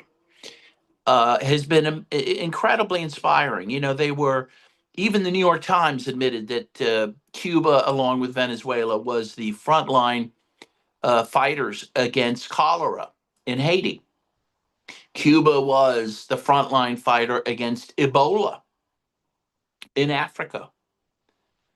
And this is a country that is, really been struggling for survival because of these sanctions for a long time, and yet they were able to do that. It is a model to us all. Could you imagine, for example, my country, the United States, with all of its riches, all of its resources, if it showed that proportional type of solidarity to the world? The world would be transformed. Instead, my country spends all of its resources on weapons and on destruction, right? I'll just leave you with this quote from Jose Marti. He said, there's two types of people in the world: those who love and create, and those who hate and destroy. Cuba is a country that loves and creates. My country is one that hates and destroys. And we need more Cubas in this world. And that's why we need to stand with Cuba. Thank you all very much. Thank you so much, Dan. And I know, Dan, well, first of all, let me say that was really very important, I think, to emphasize the centrality of Cuba, particularly to the personal experiences of so many people in North America. So thank you very much. And of course, its centrality to the revolutionary process in the world as a whole. Dan was our final speaker. Dan, I know you have some time commitments. Yeah, and I do. You may not be able to stay long, but we will now be open for questions and answers. We normally close the meeting at about the 2-hour limit, so that already gives us about 20 minutes. And if we have interest, we can go a little bit over that, but let's see what happens. So if you would like to ask a question, please go to the React button and raise hands. And while friends are thinking of the questions, let me say that this has been a pretty successful webinar with over 140 people in the webinar itself, and of course, many more, about 50 odd watching online. So I see two hands already up. So I will certainly take those two questions, maybe a third. I see 3 hands. So I will take those 3 questions and then return to the panel, or those of the panel who are still able to remain. Carlos, please go ahead. Thanks very much, Radhika. Thanks so much to all of the speakers, and especially to Comrade Ambassador Gismara Vargas Walter for a really brilliant and inspiring presentation. And I was really glad that she mentioned Cuba's historic energy transition, which, as things stand, it looks like it's going to be the fastest sustainable green energy transition in history. Cuba has tripled its solar power in just 1 year, from under 6% a year ago to over 20% now of its total electricity generation. And the goal, and which looks like they'll make it if the current pace is maintained, is to get to between 30 and 35% by the end of this year. And I just wanted to point out that this is, or argue that this is at the cutting edge of practical international solidarity and of exemplary relations, really, between socialist countries, because it's China that's been providing the bulk of the financing and the equipment and the expertise for the construction of these 100 solar parks across the country. China's also donated 10,000 photovoltaic systems for isolated homes and for critical facilities, including maternity wards and medical clinics. That's in addition to $80 million donation for electrical equipment and a humanitarian aid, over 60,000 tons of rice and whatnot. So, when we look at that dynamic and that relationship, we really see the difference between two different worlds. The world of imperialist aggression, of hegemony, of sieges, of gunboat diplomacy, and the world of socialism, cooperation, solidarity, and sustainable development. So thanks again to the speakers. Thanks, Carlos. I take that as more of a comment, but a very important and valued one. Thank you. I have Janet St. next. Please go ahead, Janet. Let me ask you to unmute. Yeah, I have, so you should be able to unmute. It's not really a question. It's kind of it's maybe be considered off the wall. Canada has a national lottery that keeps telling us to dream big, meaning you can win millions. Obviously, the poor are never going to get millions because they're not capitalists. Several people have spoken about action. We can sign petitions. We can write rude letters to Mark Carney, pointing out all of the mistakes in his so-called intelligent dialogue. Why cannot international solidarity get together? Trump has been told he can't have tariffs by the Supreme Court.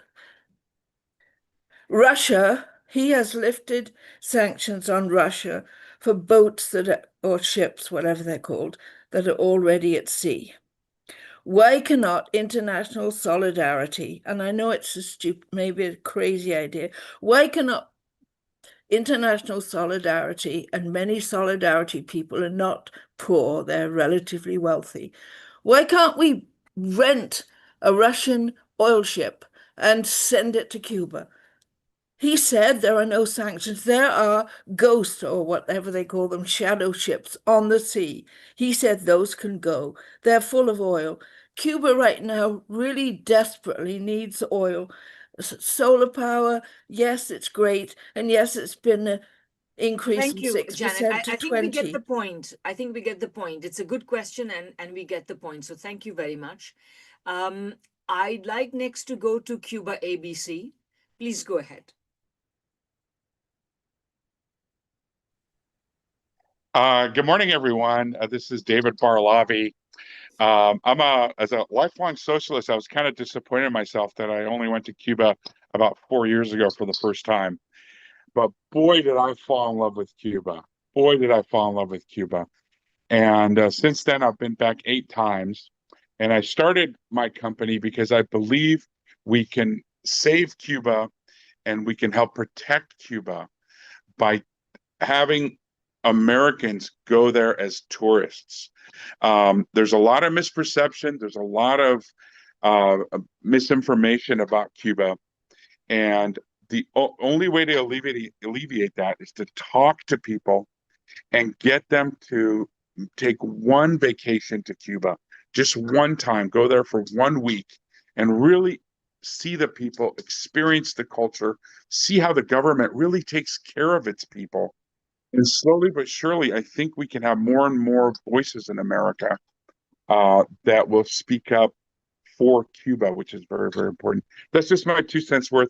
Let's get more people going to Cuba as tourists.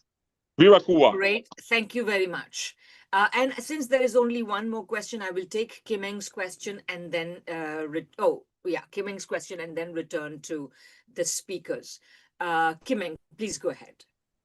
Thank you, Radhika. My question is that how does Cuba view the attack on Venezuela, and whether there are any possibility of Cuba seeing that the US will be targeting Cuba next, and whether there's any kind of preparations that Cuba may make to face this? That's my question. Okay, and I have one final question that has just showed up. So for the reasons of efficiency, Laureate, if you can please pose your question briefly, we can go to the speakers. Go ahead. Hi, yes. I got actually two questions. One is about Guantanamo Bay. Nobody mentioned what it can be as a threat to Cuba. It's permanent, but nobody mentions it. And also, why isn't South Africa, Angola, Namibia making progress to help Cuba to get petrol? These countries should be helping. They've been helped by Cuba for so many years. Thank you. Okay, great. I would like to now return to the speakers in the order in which they spoke. So, although I think maybe after Her Excellency, I will take Dan in case he's still here and he has to go.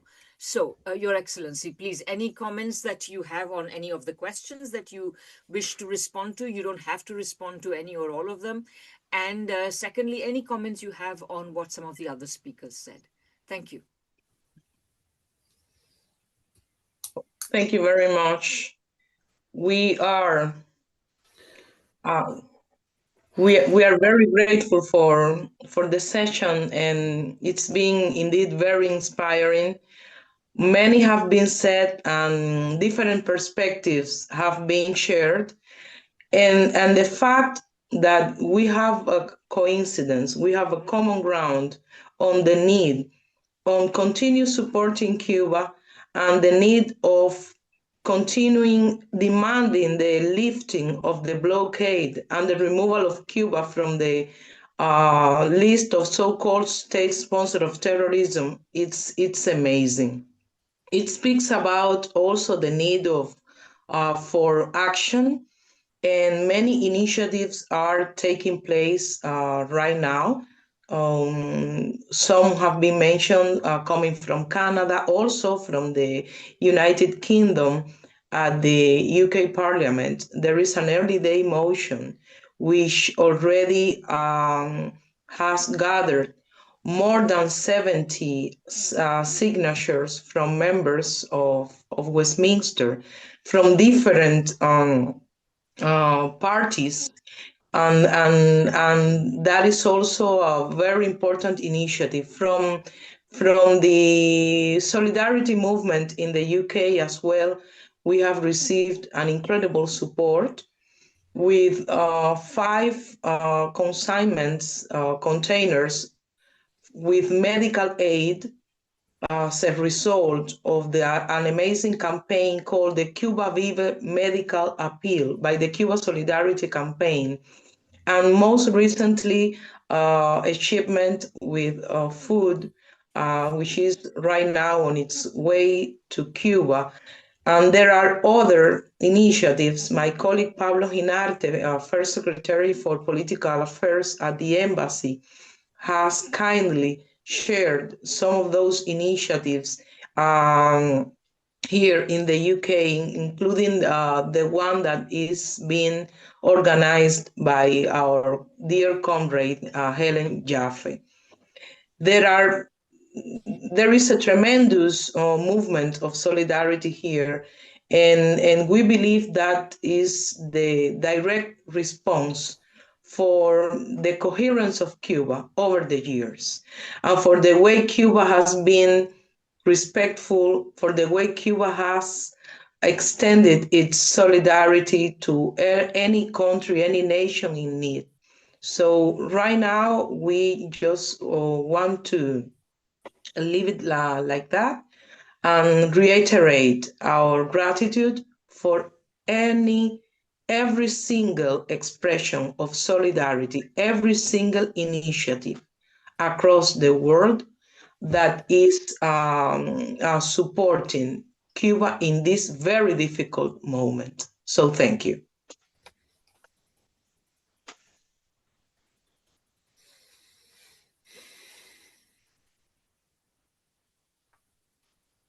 Radhika, you're muted.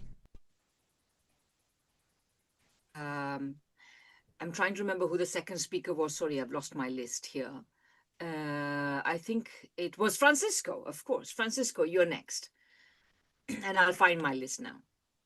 I'm asking you to unmute. Please go ahead. Yeah, 2 points.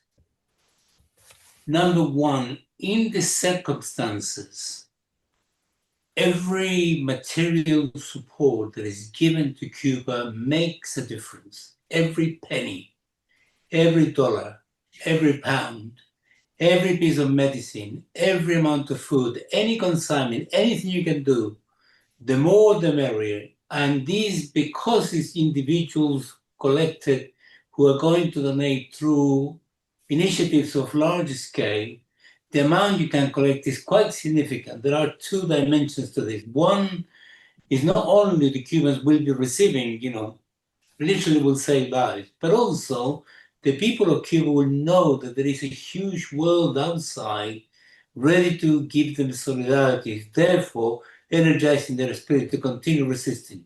This is a crucial dimension. In the past, we used to concentrate and focus much more on political solidarity. But now, this is the symbol. Everything you can do regarding medicine, everything that we're doing is crucial. So the more of this is done, the better it is. That's number one dimension. The second dimension is the political one. We want to create a very large movement, the broadest possible movement, everywhere we can, without any ideological preconditions. The crucial question is to defend Cuba's sovereignty and its right to self-determination. Those are the 2 planks of our campaign. And the United States is violating absolutely every principle of international law and is seriously threatening those 2 key principles and thereby making life extremely difficult, punishing the people of Cuba for continue to support the revolution. So if the more politicians, the more people of public influence, trade unionists, MPs, senators, even governments, force them then to actually condemn what is being done to Cuba, because it's their international responsibility, the merrier it's going to be. And that's a key dimension to it. So in our case, we already, the ambassador mentioned 70. My understanding from yesterday's meeting I participated in is that we already reached 80. So the more we do, the more we can influence decisions on what we want, however equivocal the statement by prime ministers and presidents can be, which there will be, then even that helps, because what we want is to isolate the United States. And we have to remember, we are the majority in the world. They are not the majority. We are the majority. Cuba has the support of the majority of the world. If you just measure it in terms of numbers, and we have to convey this point. And that's why, we have to put pressure on these politicians in any country we happen to be in, at every level, and you can have all levels. So I'll finish with this. You have a level of prime minister, president, you have MPs, you have, mayors, you have councillors, and you have all sorts of layers. The more of those you actually enlist, the better it is. And that's what we need to do. It's absolutely crucial that the political campaign, and the key demands are, lift the naval blockade, take Cuba off the list of this, states possibly terrorism, and leave all the coercive measures against Cuba. But the 2 first ones are the key ones at this particular stage. Thank you. Thank you so much, Francisco. I'm afraid Dan has had to leave, so I will go now to Cheryl Labache. Cheryl, please go ahead. I have requested you to unmute.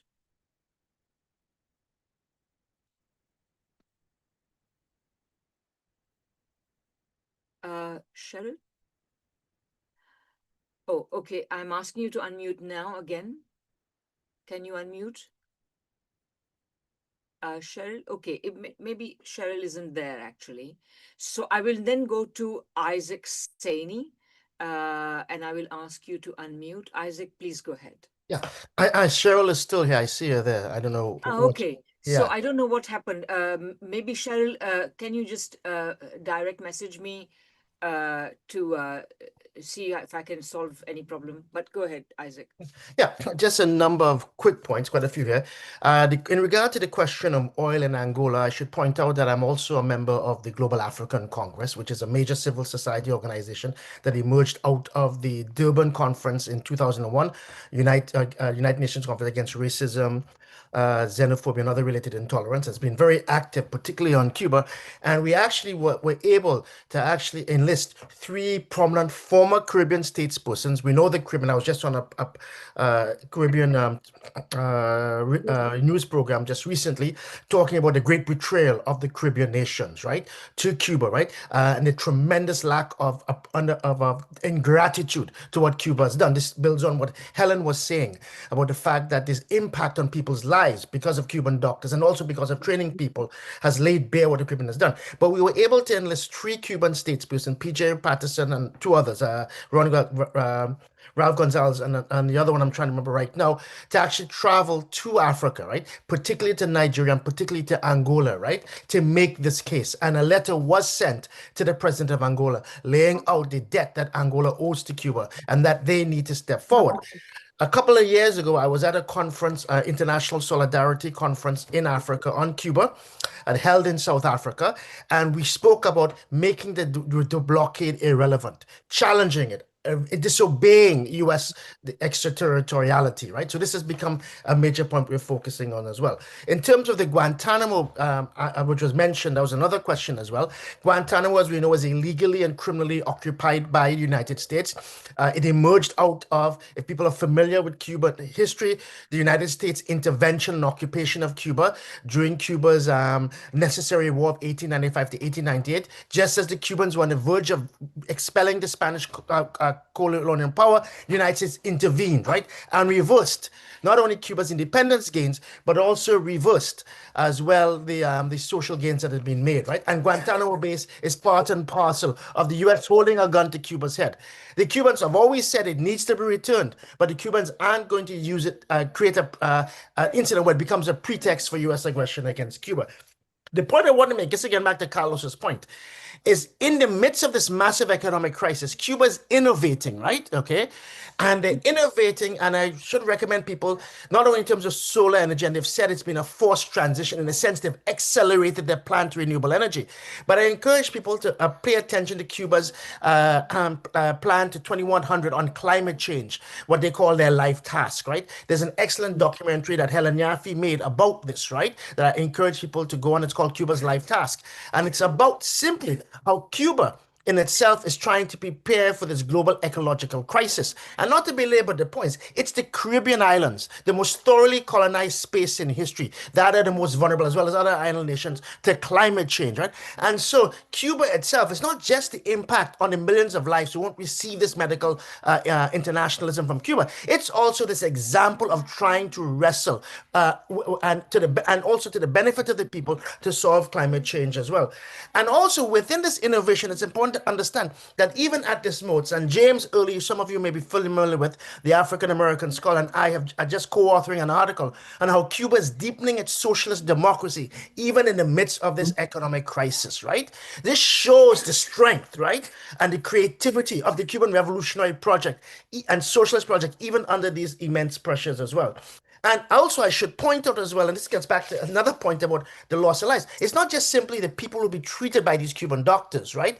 Okay, whether in Africa, whether in the Caribbean, these poorest of the poor who would never see a doctor because of the injustices and the economic inequalities in the system. It's also the fact that Cuba has a thriving and powerful biotech industry, right? There's just a documentary that came out for Belly and the Beast, a short piece on how you have patients coming from the United States who are suffering from Alzheimer's to be treated by Neuralclim, which is this wonderful drug that seems to reverse, right? Okay, and push back Alzheimer's, right? And when you live in North America, there's so many stories about people having to deal with parents who are suffering from Alzheimer's and relatives, right? And so this is a tremendous loss. I'm not even talking about the vaccine they have against lung cancer, as well as the drug that basically reduces the number of amputations, right, that come from diabetes and so forth, right? Last points I'd like to make as well. In Canada, we've received, and I know there was a question about that, an unprecedented outpouring of support for the Canadian network and Cuba's campaigns in terms of funds flowing in, and Julio can talk to this in very detail, but also the support for calling on Canada to do something, to restore the flights to Cuba. Okay, tourism has stopped, and the Canadian government has been complicit in that, but also to provide concrete material aid. And the county government is playing this kind of game. It's hedging its bets.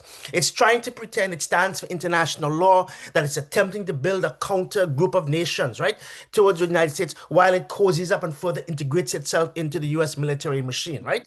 And the $8 million, that insulting $8 million, which is less than $1 per Cuban of aid they sent, was in a sense a direct result of the campaign that's going in Cuba. So we have a campaign in terms of doing this, raising aid, as Julio says, sending solar generators, among other stuff as well, but putting pressure on the Canadian government as well. The last point I'd like to make as well, is that we've witnessed tremendous changes, okay, since the advent of the COVID pandemic, right?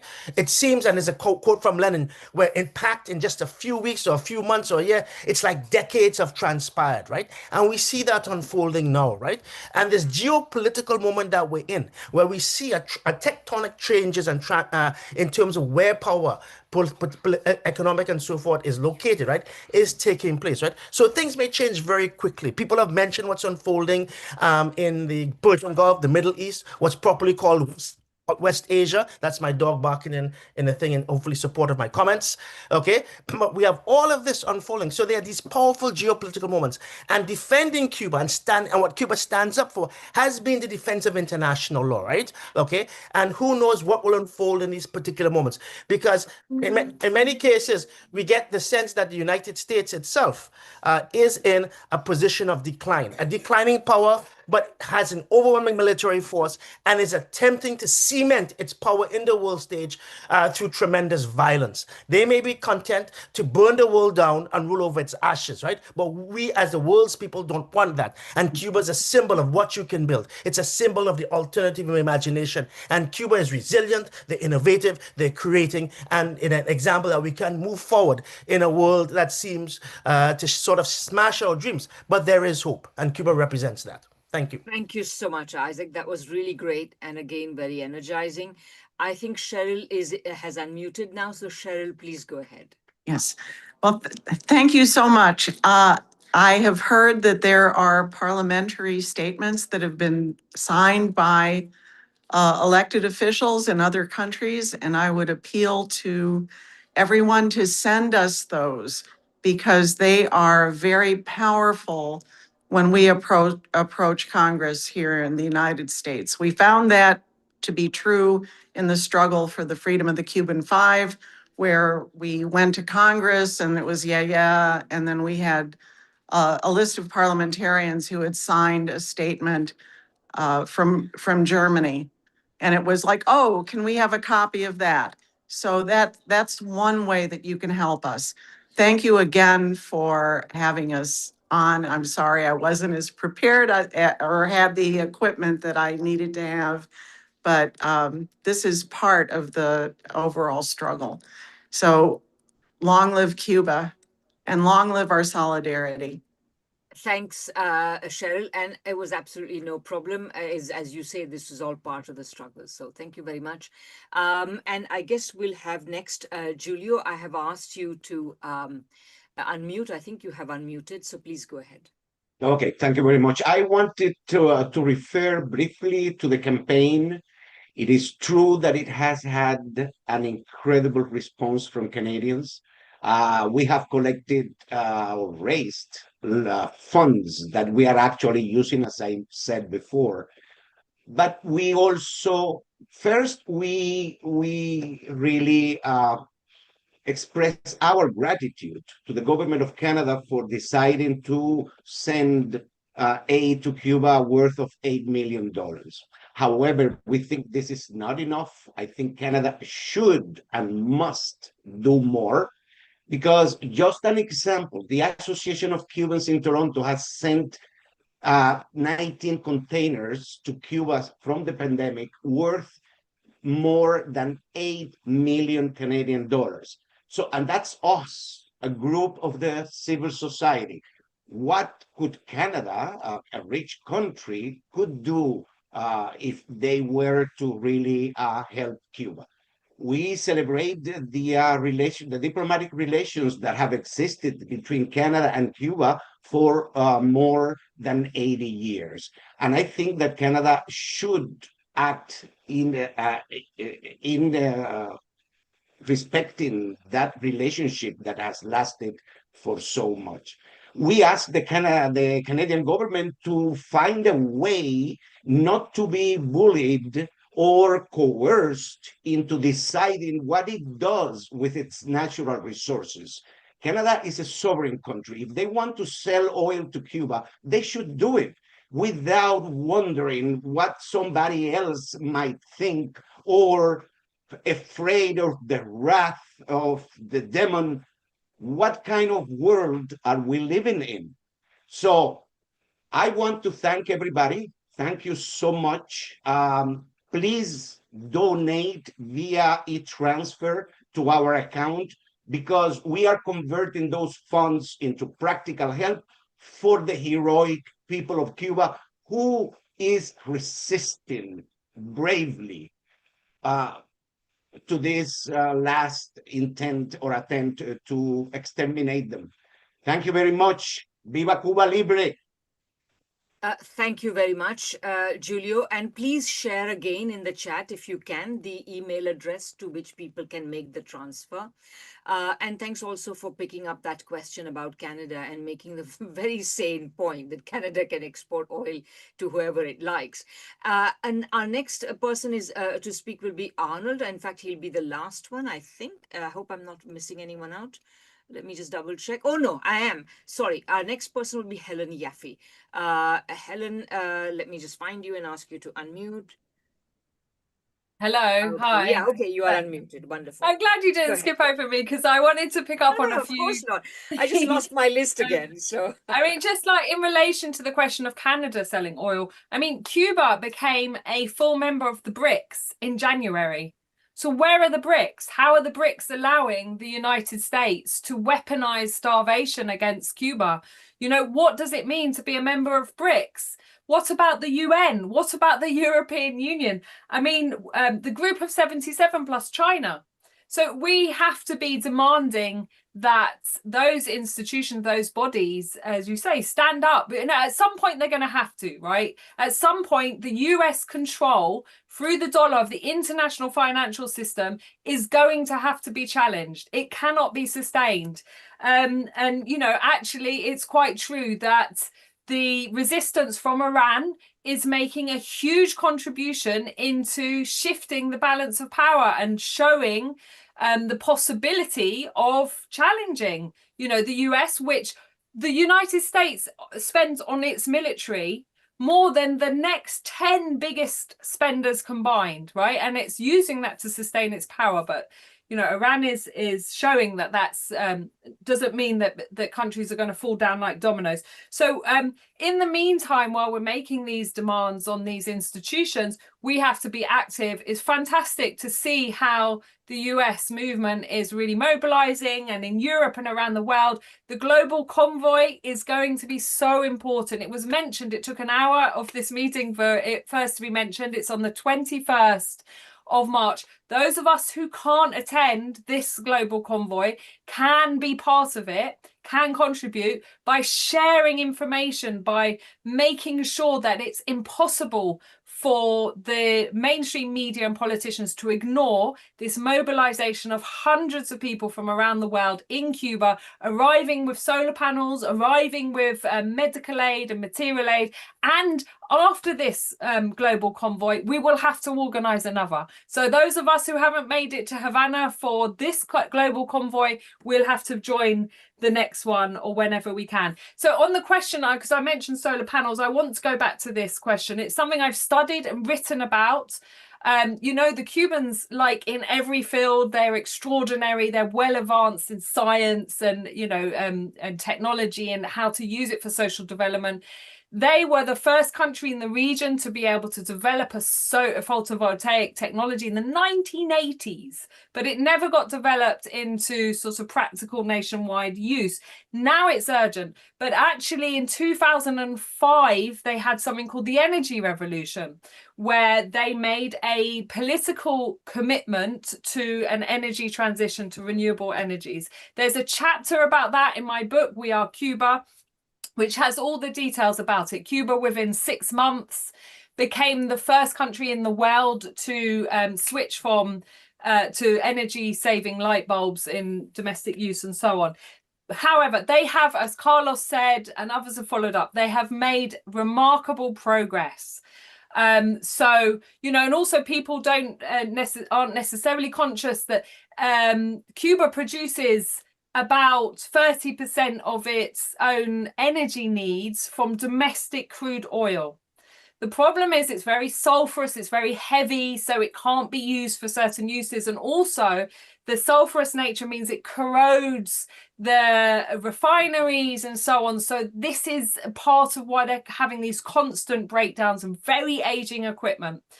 Now, it's great that Cuba is increasing solar panels, but they have some challenges. So, you know, the statistics that there's been some days where 40 or 50% of the energy that they need is being produced during daylight hours by solar panels. That's fantastic. But what they still need is the storage capacity, because that energy dissipates at nighttime, or when it's gloomy, it's a lot weaker. So they need the storage capacity. Anything which is a technology transition is very costly. And of course, the Cubans are almost uniquely denied access to funding, to credit, to international development banks, the international financial system. So we need to be aware of that. The other thing is their dependence of their transport fleet on fuel, right? On hydrocarbons, on diesel and petrol. We say petrol, you say gas. So this is really difficult. And what it means is all these material aid donations, fantastic, but they're being bought into Havana. How do they get them down the island when they don't even have the gas to transport the goods? So it's very problematic. And I think it's fantastic people are getting organized, but we need to keep talking to the Cubans to find out the exact problems that we want to help them to contribute towards solving. So, you know, this is a big problem. If Cuba could get more electric vehicles, then that would be a huge contribution. If Brazil or China are not going to export petrol and oil tankers because the US is threatening them, why can't they export electric vehicles, which Cuba needs en masse? Lovely, Helen. Thank you so much. That's great. I think, Arnold, you are the final speaker for today. And if I may, I think several people have already mentioned Canada and its complicity, but the question is about that. And the person who is actually, this is a question somebody has relayed from the YouTube audience, that Canada should be allies with Cuba. After all, both Cuba and Canada have their sovereignty challenged by the United States. So if, Arnold, you want to say something about that, and then we will close. Yes, I will address that briefly.